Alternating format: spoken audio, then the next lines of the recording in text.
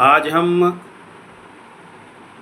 व्याकरण के तहत समास की चर्चा करेंगे और समास के प्रमुख भेदों के बारे में भी बताएंगे। लेकिन सबसे पहले समास की परिभाषा और संधि से ये किस प्रकार से भिन्न है, इस पर चर्चा करेंगे। तो समास का जो परिभाषा है वो ये है कि दो या दो से अधिक शब्द का जब योग होता है और इसके बाद एक नया शब्द बनता है उसे हम सामासिक शब्द, और उन शब्दों से जो शब्द बनता है जोड़कर उसे समास कहते हैं।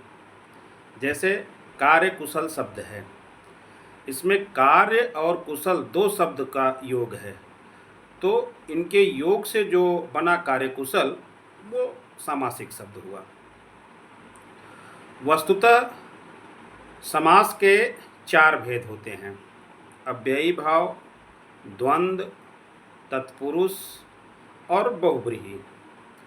पहला है अव्ययी भाव, दूसरा है द्वंद्व, तीसरा है तत्पुरुष, चौथा है बहुब्रीहि।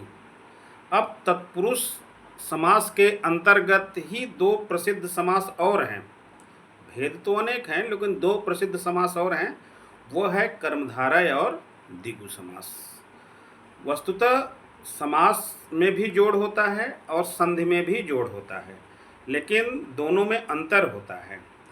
जहाँ संधि का तोड़ना विच्छेद कहलाता है, वहीं समास का तोड़ना विग्रह कहलाता है। संधि दो समीप वर्णों के मेल से जो परिवर्तन होता है उसे संधि कहते हैं, और समास दो या दो से अधिक शब्दों से मिलकर जो नया सार्थक शब्द बनता है उसे समास कहते हैं।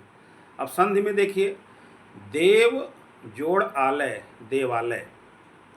देव और जोड़ आलय, देव में अंतिम वर्ण अ और आलय का आ मिलके दीर्घ हो जा रहा है, देवालय।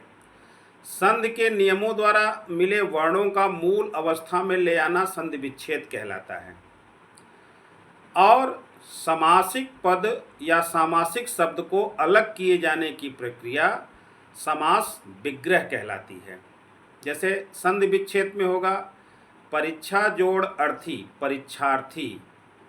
लंबा जोड़ उदर, लंबोदर। अब यही समास में देखिए, लंबा है उदर जिसका, अर्थात गणेश, वो लंबोदर के।